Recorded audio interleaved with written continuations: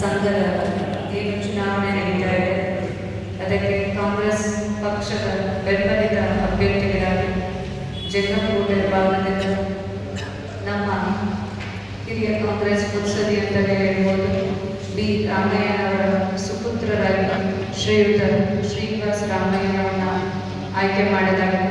ಅದೇ ರೀತಿಯಾಗಿ ಶಿಡ್ಲಘಟ್ಟ ಭಾಗಕ್ಕೆ ಕಾಂಗ್ರೆಸ್ಸನ್ನೇ ತನ್ನ ಉಸಿರಾಗಿಸಿಕೊಂಡಿರುವಂಥ ಶ್ರೀಯುತ ಚೊಕ್ಕೇಗೌಡರನ್ನ ಆಯ್ಕೆ ಮಾಡಲಾಗಿದೆ. ರಾಜೀವ್ ಗೌಡರ ಆದೇಶದಂತೆ ಬ್ಲಾಕ್ ಕಾಂಗ್ರೆಸ್ ಸಮಿತಿ ನಾವು ಈ ಸಭೆಯನ್ನು ತುಂಬ ಕಮ್ಮಿ ಅವಧಿಯಲ್ಲಿ ಕರೆದಿದ್ದೀವಿ. ಆದರೂ ನೀವು ಇಷ್ಟೊಂದು ಸಂಖ್ಯೆಯಲ್ಲಿ ಭಾಗಿಯಾಗಿದ್ದೀರ. ಇಲ್ಲಿ ಹಲವಾರು ನಾಯಕರುಗಳಿದೆ. ಯಾಕಂದರೆ ಪ್ರತಿ ಒಂದು ಹಾಲು ಉತ್ಪಾದಕರ ಸಂಘವನ್ನು ಮಾಡಬೇಕಂದ್ರೆ ಒಂದು ಡೆಲಿಗೇಟ್ ಫಾರ್ಮ್ ಕೊಡಬೇಕಂದ್ರೆ ಊರವರೆಲ್ಲ ಕೂತು ಯೋಚನೆ ಮಾಡಿ ಒಬ್ಬರಿಗೆ ಕೊಡ್ತೀರಾ. ಹಲವಾರು ನಾಯಕರುಗಳು ನೀವು ಡೆಲಿಗೇಟ್ಸ್ಗಳು ಕೂತ್ಕೊಂಡು ದಯವಿಟ್ಟು ನಮ್ಮ ಕಾಂಗ್ರೆಸ್ ಪಕ್ಷದ ಬೆಂಬಲಿತ ಅಭ್ಯರ್ಥಿಗಳಿಗೆ ವೋಟ್ ಹಾಕಿಸಬೇಕು ಅನ್ನೋದು ರಾಜೀವ್ ಗೌಡರವರ ಮನವಿ.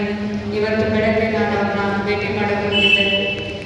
ಆತ ನಾನು ಕಂಡಂತೆ 2019ರಿಂದ ಈ ಕ್ಷೇತ್ರದಲ್ಲಿ ದುಡಿತಾ ಬಂದಿದ್ದಾರೆ.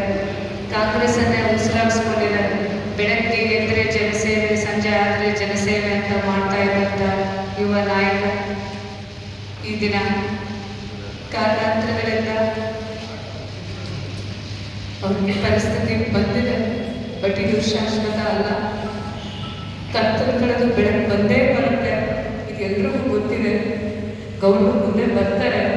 ಮುಂದೆ ಬಂದು ಸಮರ್ಪಕವಾಗಿ ಎಲ್ಲರ ಜೊತೆಗೆ ನಿಂತ್ಕೋತಾರೆ ಒಂದಿನ.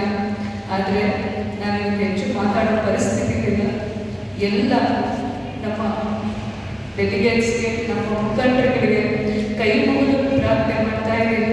ನಮ್ಮ ಬೆಂಬಲಿತ ಅಭ್ಯರ್ಥಿಗಳಾಗಿರುವಂಥ ಶ್ರೀಯುತ ಶ್ರೀನಿವಾಸ ರಾಮಯ್ಯನವರಿಗೆ ಮತ್ತು ಚುಕ್ಕೇಗೌಡರಿಗೆ ಮತ ಕೊಟ್ಟು ಅವರನ್ನು ಜಯಶೀಲರನ್ನಾಗಿ ಅವುಗಳು ಮಾಡಬೇಕು ಅಂತ ಕೈ ಮುಗಿದು ಕೇಳ್ಕೊತಾ ಇದ್ದಾರೆ.